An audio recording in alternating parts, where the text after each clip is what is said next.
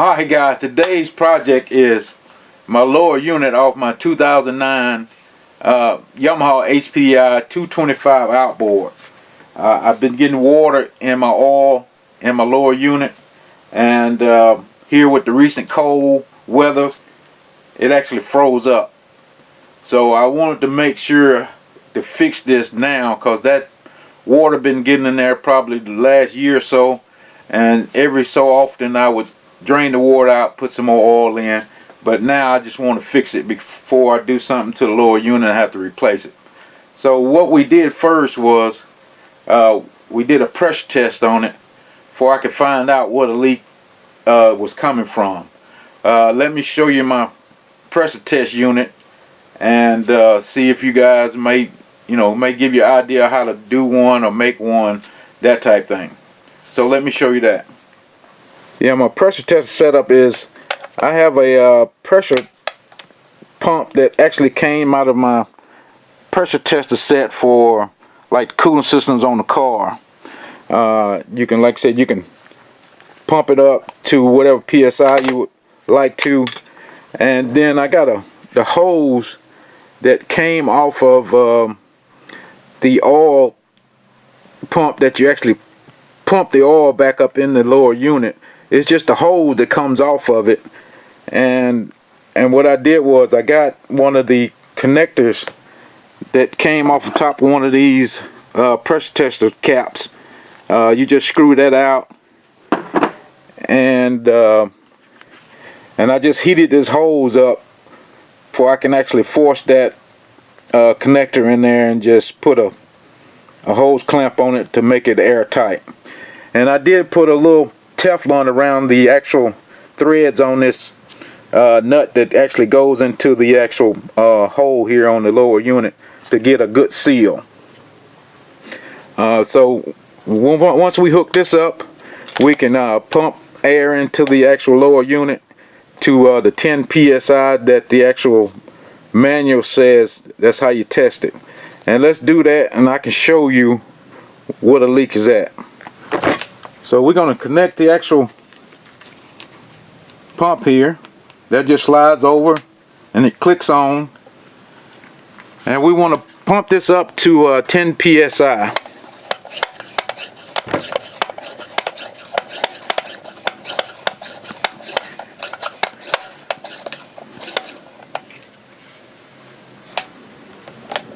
So now that we got that pumped up to 10 psi, we got some soapy water, and I want to show you the actual shift seal where it's leaking at.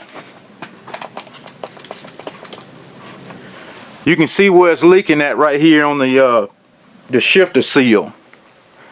I have ordered that. I don't have the parts now, but we want to try to get this cap off, because it's an O-ring that's on the bottom of that, and I've ordered the actual cap here, and it's a seal inside that cap, and it's an O-ring around the outside of that cap. But like I said, I've looked online and nobody is showing how to do this actual cap, how to get it off, and I think it's just pressed down in there. I've oiled the outside of it with some WD-40. So we're going to try to see if we can find a way to get this seal and this cap off of here. I want to give you a good picture of that, because it's nothing online anywhere that I've seen on YouTube or anything of what this looks like. So let me get the pressure off of that and try to clean off around this. The seal is actually inside here around the actual shaft, the shift set shaft here. You can actually pop that out, that's no problem, but I want to get to the O-ring that's around this cap. So we need to find a way to get this cap off. I don't care if I destroy it, because I got another one coming, but we're going to see how to get this off.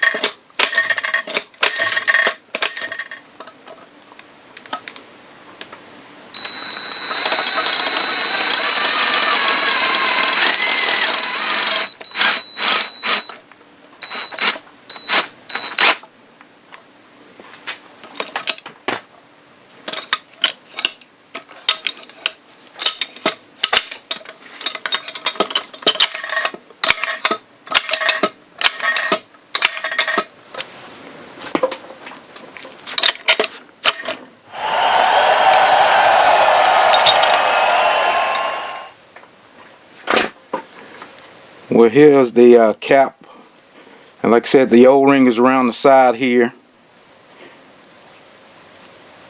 and we got it out. Let me show you what I made to get it out. Okay, basically what I did was I basically made my own slide hammer. And only thing you needed was I needed a piece of metal that had two holes in it that was close together, and this bracket come off of something. I don't know exactly what it came off of, but I found it. And what I did was I just had a washer with a coarse thread sheetrock screw, and they need to be coarse thread because I tried a fine thread and it wouldn't go on through the top of the actual cap for the seal to hold the seal. So I just put a washer on it so it wouldn't go through the bottom of this hole here. And the other thing was, like I said, on the bottom of this rod, you could use threaded rod. I was going to use some threaded rod, but I found this long, it's actually a long bolt with a screw on the nut on the end, a nut on the other end of it. And this is just a piece of gas line. Looks like a inch gas line. And I found a little, I don't know what this is. It's aluminum little spacer here. I just found that, and then happened to go down in the top of this. But I don't think you need that actual aluminum spacer. You could probably use a couple of washers on top of it to stop it once you bring it up to the top of this bolt here. Like I said, it's just a long bolt, and I just slid it down in the top of that. And my plate that I had to open up this hole on this plate here to like 3/4 inch for this actual screw to go through it. And like I said, I just put a bolt on the end of it so it wouldn't come out of that hole. And basically, like I said, I just made a slide hammer, because the slide hammer I have, it's not small enough to grab a screw. I mean, if you had something like a slide hammer that would grab a screw, you know, that's all you would need, or a pair of vice grips on a slide hammer or something like that. But I don't have that, so I just came up with one. But like I said, it's nothing on the internet to show you how to get that out. And at first I thought that you would have to twist it out because of the tabs on the top of this cap here. But it actually just slides out, but you have to get it out. Because, I mean, if you got a saltwater boat or something, it might be corroded down there and holding it down in there real tight. So you might have to cut it out. But I got mine out. I got a new one on order. And once that get here, we will replace the cap and the actual seal that goes in the cap. This actual seal that goes in the cap. Alright guys, well, I'll come back once I get my parts. Alright guys, we finally got my parts in to replace this front gear adjustment seal here. Like I said, I got this cap that actually goes over the gear shifter, and this is the part number for that. I don't know if you can see that. Then I got the O-ring that goes around the actual cap here. That's the part number for that. Then I got the actual seal that goes in the top of the actual cap here, that goes over the shifting gear here, and that is the part number for that. So now that we got all the parts that we need, we're going to get the actual O-ring out. We're going to put it around the actual cap here.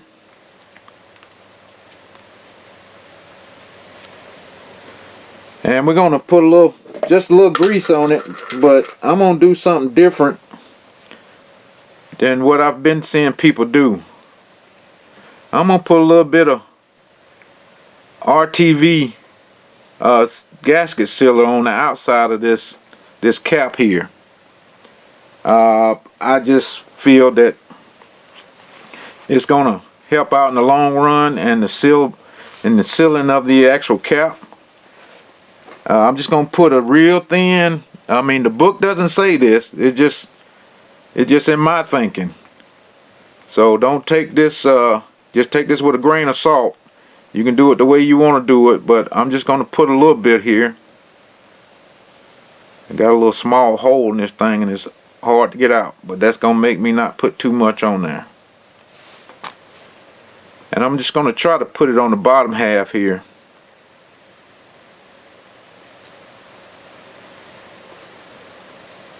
Some of the marine techs are probably fussing me out about this, but I just think it'll help a little bit more than just regular grease in the long run. So now that we got that on, we got to make sure we orient this this cap on there the right way for your plate to go on. Let me give you a closer look here, because that's the biggest thing about people doing videos. I want you to be able to see exactly what I'm doing, because when I look at videos, I want to be able to see exactly what the person's doing. So this cap needs to be on there sideways. So when I put the actual plate on top of it for the water pump, it lines up in that rectangle right here. So now that I know I got that on there in that rectangle, I'm just going to push it down, for I know I got it in the right orientation.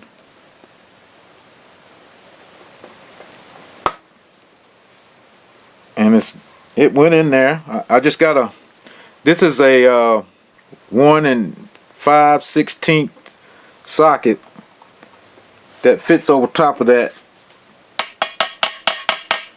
and I'm just going to tap it down, which didn't really do much.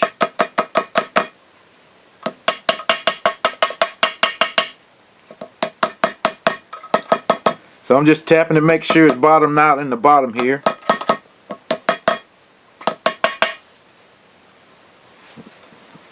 And I think that's in there pretty good.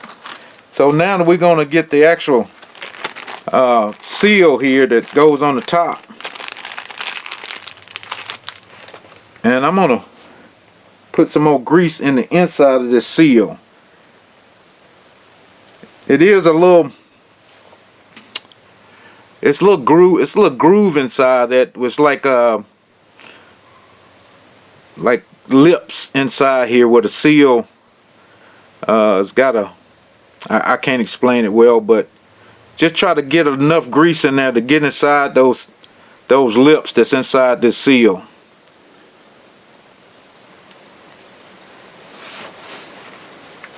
And I'm just going to try to clean the grease off the side as much as possible. I don't want it to slide out as much, you know, just easily.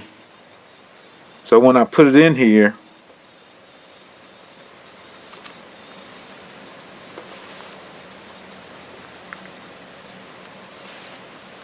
it's got a little resistance going in. So let me see, find me a little pipe, see if I can tap on that a little bit.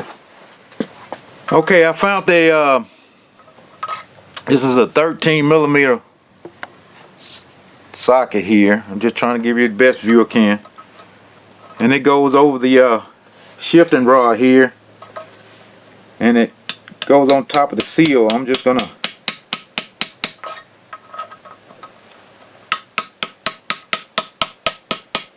tap that down. Okay, that's in there good and flush. Give you a little, if I can find my flashlight here, so you can see exactly what it looks like in there.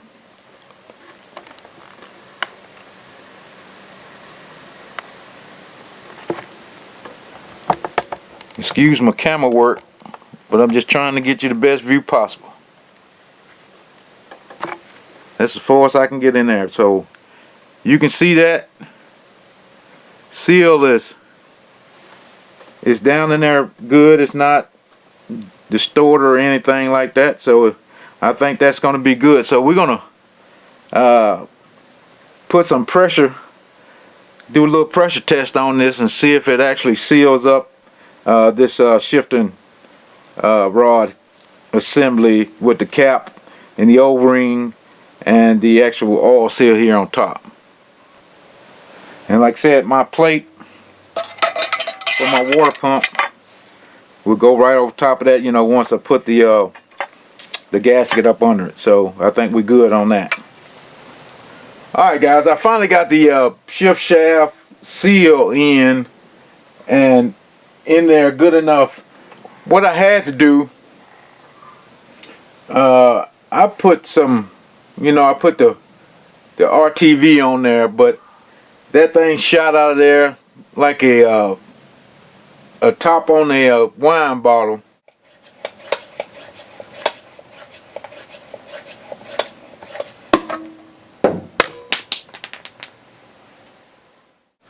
So I took all the actual RTV off and I put some red Loctite around the bottom of it here. And I put it in, I let it sit in there for about 2 days. So like I said, when I took it out, it didn't have anything on it, but it was in there. Yeah, as you can see, I had to use like a handmade slide hammer to get it out. But when I went to put it back in there, it didn't want to stay in there without anything on it. So like I said, I put some red Loctite on it. You can do that if you want to or not, but that's just what I had to do. And I put the cap and everything back on it and bolted it back down to keep it in place. And I've got the prop seal in and everything, so now we can actually pressurize it and see if everything holds with the 10 psi that the manual recommends. Like I said, it only had to be 10 psi for 10 seconds. So let's put 10 psi and see what it does.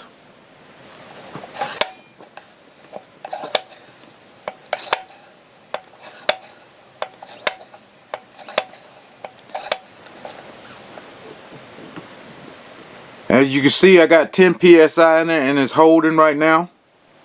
We're going to spray some soapy water around the shift shaft seal and see if we get any bubbles. As you can see, we still got 10 psi.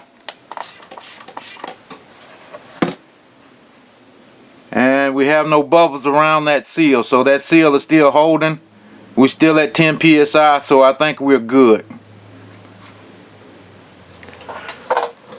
So you can put something around that cap if you want to. Like I said, I had to use some red Loctite to actually get mine to stay in there, and plus put the cap back on with all the bolts and all that good stuff. So I think that's a fix.